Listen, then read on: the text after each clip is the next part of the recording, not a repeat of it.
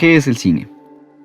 Si fuéramos a responder esta pregunta hace 125 años, diríamos que el cine es el nuevo invento de los hermanos Lumière, un artilugio que proyecta imágenes en movimiento a través de la luz. Si pretendiéramos responder esto hace 100 años, sería la nueva fuente de entretenimiento de la que todos están hablando en Occidente. 20 años más tarde, es un evento que se da en un teatro adecuado para que la gente contemple una pantalla gigante en vez de quedarse en casa viendo una pantalla más pequeña. 10 años después, es una industria multimillonaria. En el nuevo milenio es el audiovisual que se rueda con cinta fílmica. Y en el 2020 es un recuerdo lejano de cuando no teníamos miedo de salir de nuestras casas.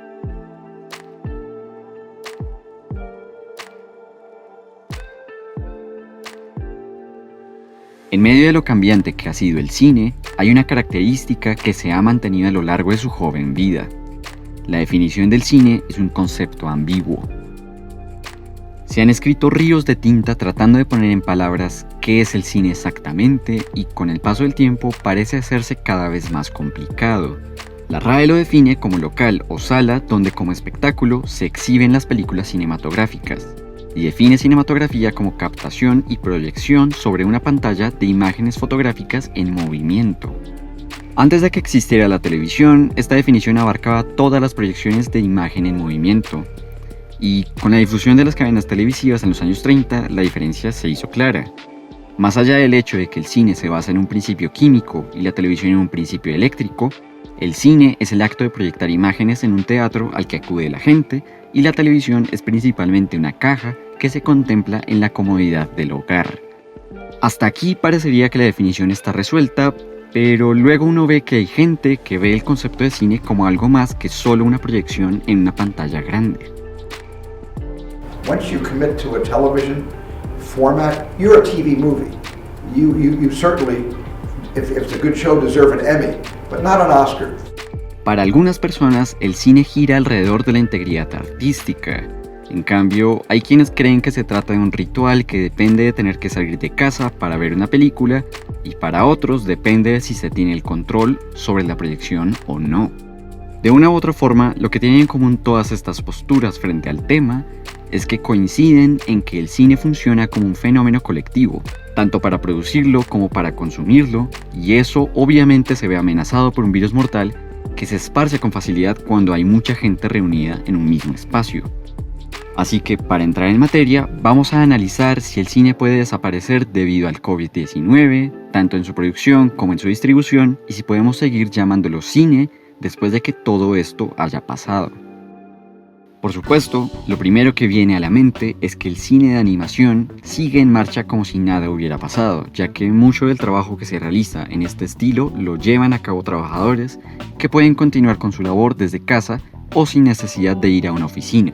Después de todo, para Fantastic Mr. Fox, Wes Anderson casi no estuvo presente en el set en el que se capturaban las imágenes de sus marionetas y aún así la película funciona, así que efectivamente sí se puede. Pero, ¿qué hay del live action?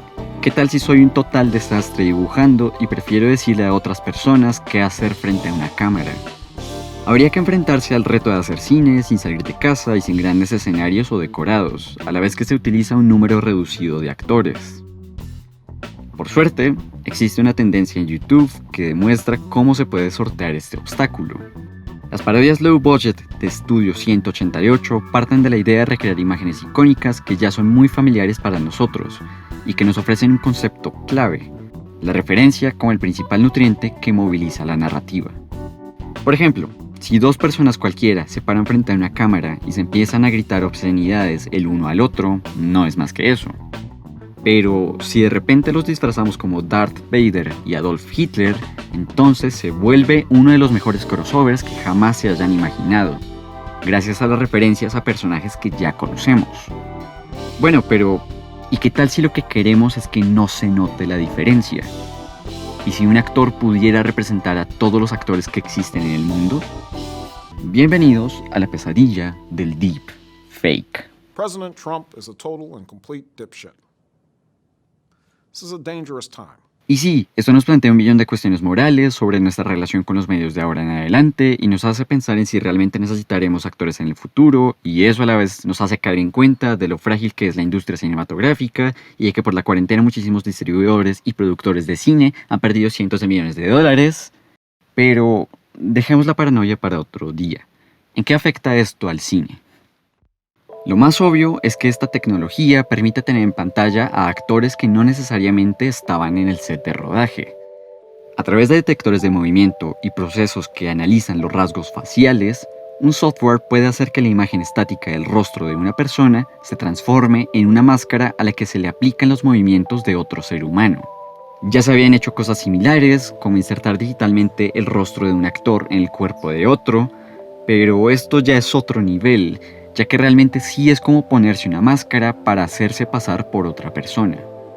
Tratando de olvidar la aterradora idea que trae consigo esta técnica, pensemos en que ya podemos tener a cualquier actor que queramos en nuestra película. Solo necesitamos un intérprete que pueda hacer la voz y la actuación enfrente de una cámara en su casa, y nosotros luego aplicamos esos movimientos a la plantilla del actor que deseamos. El resultado probablemente sea una película llena de conversaciones grabadas en plano medio, pero sigue siendo una película. E igual, gracias al poder del CGI y la pantalla verde, se pueden crear escenarios digitales en los que podemos contar nuestra historia. De modo que, aún con las limitaciones de una cuarentena estricta, se puede hacer cine. Al final, lo único que se necesita para hacer la película es una cámara y un computador para editar, ¿cierto?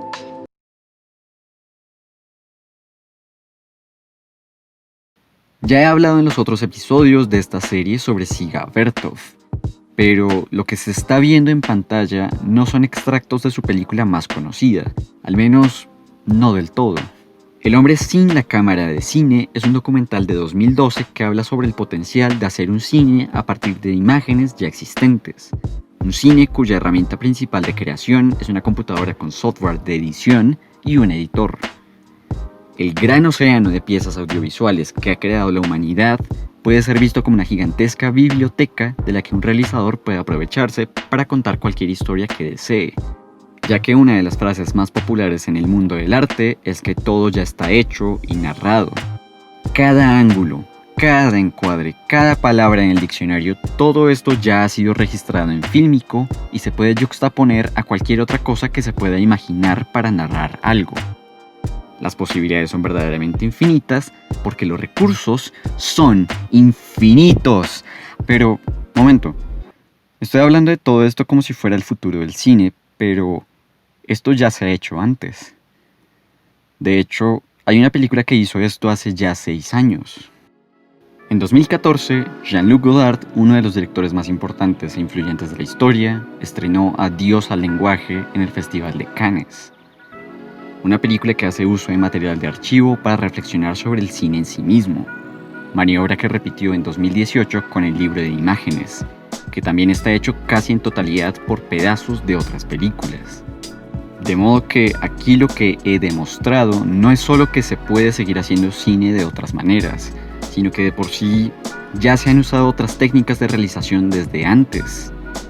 Y además, esto de no salir de la casa ya es cosa del pasado. Los rodajes a este punto ya se han reanudado con todo el mundo usando tapabocas. ¡Oh, por Dios, no! ¡Robert Pattinson se contagió del coronavirus! ¡No! Pero bueno, el punto es que si todavía se puede hacer cine, ¿por qué hablamos de la muerte de este? Porque el cine no solo depende de cómo se hace, sino también de cómo se ve. ¿Por qué es tan complicado hablar sobre la definición del cine según la forma en la que lo vemos? Para responder esto, quiero mencionar los 2 puntos clave por los que mucha gente habla sobre qué es y qué no es cine. ¿Qué se proyecta y cómo se proyecta? Empecemos por cómo se proyecta. La palabra cine usualmente nos remite a la imagen del cinema, el teatro o la sala multiplex en la que se proyectan películas en pantalla grande. Así ha sido durante décadas y ese es el formato en el que los más grandes realizadores de nuestra historia han proyectado sus obras maestras. Pero, ¿es esta la forma más apropiada para vivir la experiencia cinematográfica? En 2010, un hombre llamado Peter Greenaway dio una conferencia en la que habló sobre el futuro del medio y de por qué considera que el cine como lo conocemos hasta ahora no solo quedará obsoleto, sino que sufrirá una evolución que nos llevará a conocer un cine más puro y verdadero. Les dejo el link en la descripción. Greenaway es un director de cine nacido en el Reino Unido en los años 40. Se formó en artes plásticas y hoy en día es un reconocido autor que se ha interesado desde siempre sobre la evolución de los medios. En su charla, a la que llamó El cine está muerto, larga vida al cine, Greenaway menciona que hay un problema con las grandes obras cinematográficas. Es prácticamente imposible verlas en todo su esplendor hoy en día. Pensémoslo por un momento. Para ver una pintura de Van Gogh, lo único que hay que hacer es tomar un avión, ir a un museo, pagar la entrada y buscar la pintura, exhibida para todo el público en las dimensiones originales en las que fue concebida. Estoy diciendo esto como si no viviera en un país tercermundista y como si no tuviera que romperme la espalda para no morirme de hambre, pero en teoría es así de sencillo. Vale, ahora digamos que quiero ver Apocalypse Now en la pantalla gigante para la que fue pensada. Creo que ya ven a dónde quiero llegar con esto. Lo que Greenaway explica es que a pesar de que celebramos el cine como un arte igual a la pintura, la música o la literatura, el cine como formato es más bien impráctico e incómodo para el espectador. Incluso en su charla habla sobre cómo el ser humano no es un animal nocturno y que es ridículo quedarse sentado contemplando durante 2 horas un rectángulo plano. Que esto no tiene ningún sentido a nivel biológico porque nosotros literalmente no estamos diseñados para ver la acción en estas condiciones. Además, le parece que la gran revolución del audiovisual es que el espectador tenga el control sobre lo que ve. De hecho, dice que el control remoto de la televisión es lo que marca la muerte del cine. Todo esto lo explica para decir que el cine está mal desde el principio, que no deberíamos tener que ir a un teatro para verlo y que el espectador debería poder explorarlo con libertad y que no debería contar una historia y... Joder, ¿esto es en serio, Greenaway? ¿Me estás hablando en serio? ¿Criticas a la pantalla grande y me sales con esto?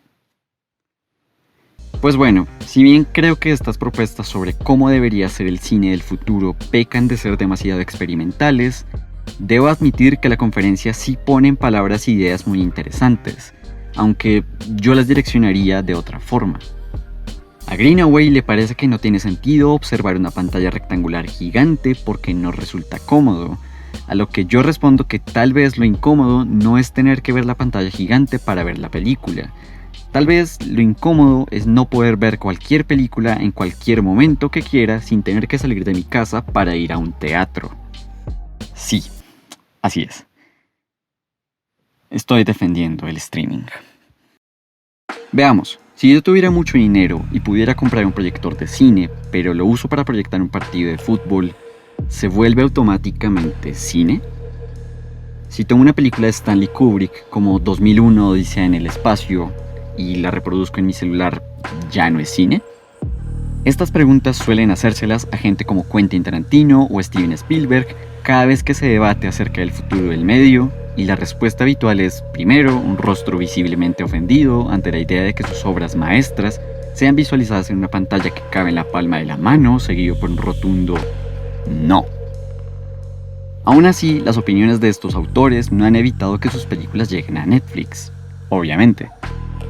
A riesgo de sonar como que estoy reduciendo esta discusión a una idea básica, creo que podríamos asociar esto a una cuestión generacional. Lo he estado meditando día y noche durante meses y tras este prolongado ejercicio de introspección e investigación he llegado a una hipótesis que sorprendentemente resulta ser muy simple. Si el cine evoluciona con el público, ¿es posible que el cine de las próximas generaciones sea totalmente distinto al cine de nuestros padres y abuelos?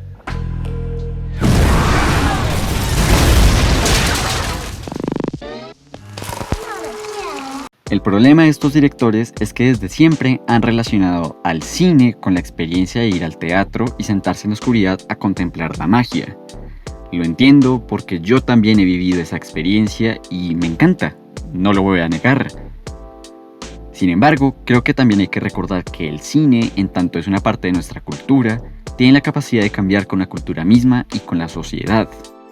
De por sí, yo ni siquiera puedo decir que haya crecido viendo películas en el cine. No estoy así de viejo. Yo crecí viendo películas en VHS y estoy dispuesto a romperme la cara a puños con el que me diga que eso no vale y que entonces no puedo amar a las películas solo porque no las vi en la pantalla grande. Creo que hace falta poner las cosas en perspectiva. Por ejemplo, es posible que en su momento la gente estuviera acostumbrada a ver películas mudas y que cuando llegara el cine sonoro muchos de ellos dijeran que eso no era cine. Todo por aferrarse a la idea de que el cine solo es cine si a mí me parece que es cine. Como si en verdad yo tuviera la autoridad para decir que alguien que se ve 3 películas diarias en su computador está matando al séptimo arte, solo porque prefiere no salir de su casa al teatro. Podrá ser una mera opinión personal, pero tal vez la pandemia llega en el momento preciso para detenernos a pensar si nuestras prioridades deberían estar en cómo vemos contenido o qué es lo que estamos viendo. Y ya que hablamos de lo que vemos, quisiera aclarar que este video no está patrocinado por Netflix. Porque si digo que el streaming puede ser el futuro o el presente del cine, ciertamente creo que la empresa californiana está lejos de ser el héroe que merecemos. Porque, pues sí, es muy accesible, pero siempre que me pongo a revisar el catálogo me dan ganas de quedarme dormido. Y tal vez es aquí donde podemos trazar la línea para definir qué es el cine y qué no lo es. Tal vez el cine efectivamente está definido por la calidad audiovisual de la obra y no del formato en el que es visto por el espectador. Después de todo, Spielberg puede decir que no es lo mismo concebir una película para la proyección en streaming o en teatros y que eso hace que ya no sea cine merecedor de un Oscar. Pero por otro lado tenemos a David Lynch y Twin Peaks, no solo las 2 primeras temporadas de los 90s, sino el regreso con los 18 episodios de 1 hora que incluso la prestigiosa revista Cahiers du Cinéma eligió como la mejor película de 2017. Así que, ¿de qué carajo estamos hablando aquí? Continuamos donde nos quedamos. Hace un momento hablé sobre Jean-Luc Godard y mencioné que es uno de los directores más importantes e influyentes de la historia. Expliqué que Adiós al lenguaje y el libro de imágenes demuestran la posibilidad de hacer cine sin cámaras para generar una reflexión sobre el audiovisual. Sin embargo, esa no es la única razón para destacar esas películas. La verdad es que este es el tipo de persona que usualmente no necesita presentación, pero quisiera mencionar que Godard es una persona obsesionada con el cine, su historia y su evolución. Esta obsesión lo ha llevado a volverse una leyenda, ya que desde que apareció en la escena europea hace ya 60 años, ha estado hablando sobre el futuro del cine, tanto con sus propias palabras así como con sus películas. Por esto, sus filmes son algunos de los más importantes de la historia, ya que han impulsado el arte cinematográfico hacia el futuro y... ¡Italia! En algún momento Godard afirmó que el cine empezaba con D.W. Griffith y que acababa con Abbas Kiarostami.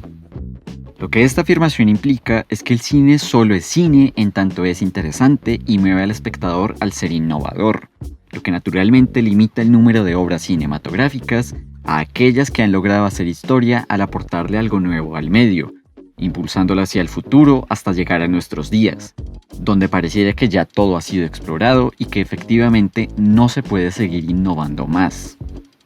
Y es que, enfrentémoslo, por más innovaciones técnicas que vayan surgiendo, el audiovisual nos sigue contando historias usando formas narrativas o técnicas que ya se han visto y usado antes miles de veces. Y aquí hablo de todo, del sonido, de los encuadres, de los movimientos de cámara, absolutamente todas las formas de contar una historia ya han sido usadas. Teniendo esto en cuenta, la decisión de usar material de archivo para hacer películas nuevas es la manera de Godard de decir que ya todo está narrado y que el futuro está marcado por usar trozos de diferentes obras para crear algo nuevo. Mi ejemplo favorito es este corte en Adiós al lenguaje, en el que Godard muestra un plano general de algunos turistas en un barco y corta directamente a un plano de unas flores que se ven gigantescas por la angulación de la cámara. Y me parece genial porque lo que aquí Godard logra es un truco muy viejo y simple: conectar dos cosas totalmente distintas y aisladas para construir algo nuevo. En este caso, técnicamente hace que los turistas contemplen unas flores gigantescas desde un barco, a pesar de que es algo imposible en la vida real. Bueno, pero acá estábamos hablando de la muerte del cine. ¿Qué tienen que ver unos turistas y unas flores con esto? Pues yo creo que es probable que el cine sí esté desapareciendo según la definición de gente como Godard y que tal vez estemos en un punto de transición en el que vemos el nacimiento de una nueva forma de entender el audiovisual. Porque eso que Godard hizo en esta escena de Adiós al lenguaje, ya lo he visto también en otra parte.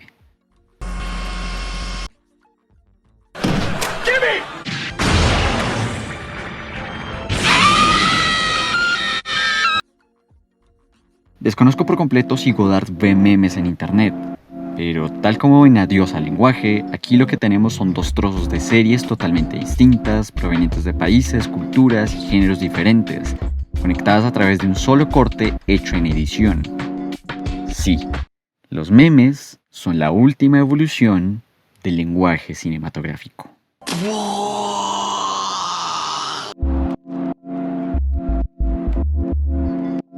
Si trazáramos una línea recta de la evolución del cine, veremos que este ha sufrido cambios progresivos en la forma en la que se narra. Si comparamos una película de Chaplin con una película de Christopher Nolan, se puede ver claramente la diferencia y la evolución que ha tenido el cine a lo largo de los años. Esta evolución no solo se da porque sí. Ocurre porque la innovación llama la atención del espectador y esto efectivamente impulsa el arte en nuevas direcciones. Porque la gente busca algo que no sea repetitivo y que brinde nuevas experiencias. Es así como podemos entender que Godard, un hombre que probablemente ha consumido tantas películas en su vida como personas se ha cogido Sasha Grey, piense que el cine no puede innovar más en el lenguaje y que por lo tanto este ya está muerto. Por lo que en respuesta decide hacer películas que muestran lo que él considera que es el cine más evolucionado posible. Un cine que curiosamente se parece a los memes que vemos en redes sociales. Solo que estos son más fáciles de entender. La realidad es que no creo que los memes sean cine comparable a lo que Godard está haciendo. Creo que Godard está haciendo memes que son comparables a lo que la gente está haciendo en internet. Y lo puedo comprobar. Godard hace uso de material de archivo que saca de otras películas para sus propias películas.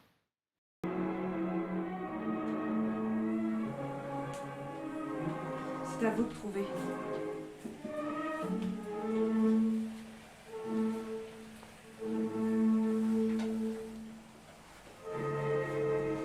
Votre mari, il fait quoi? Oh. Il organise des événements. C'est juste un individu. Los memes también. Let's go! Niggers!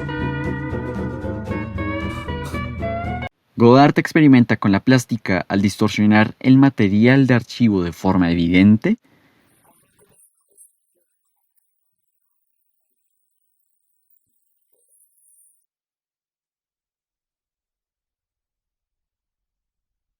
Los memes también.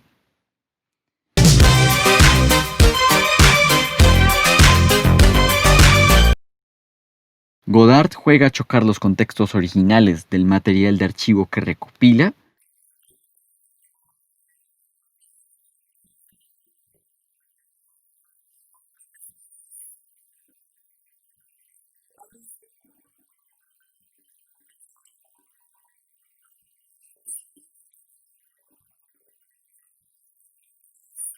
Los memes también.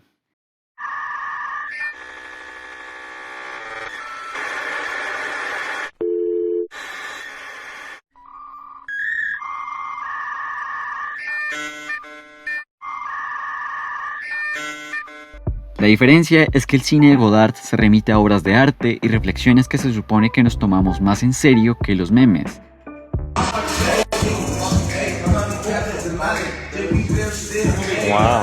Pero tal como lo acabo de demostrar, los memes son perfectamente capaces de generar una reflexión sobre la naturaleza del audiovisual, tal como lo hace una película que se estrena en festivales de cine. Lo que quiero decir aquí es que esta idea de que el cine solo es cine en tanto es innovador y artísticamente bueno, no tiene sentido. Porque entonces esto también depende de si la película mueve al espectador y al ser una cuestión tan subjetiva, significa que habría un concepto diferente de cine para cada persona que habita en la Tierra. Sin embargo, entre más lo pienso, tal vez sí vamos en esa dirección. Porque, una vez más, el cine y el audiovisual tienen la capacidad de evolucionar con la cultura. Por ejemplo, a mí la última película de Godard me parece insufrible y sí siento que prefiero ver memes porque los encuentro mucho más interesantes. Pero no por eso diría que son cine. Aún así, no descarto que en el futuro al libro de imágenes lo vean como una obra anticuada y aburrida, mientras que celebran el meme de Evangelion como un ejemplo del nacimiento de algo nuevo. Al final, lo que veo es un conflicto entre distintas generaciones.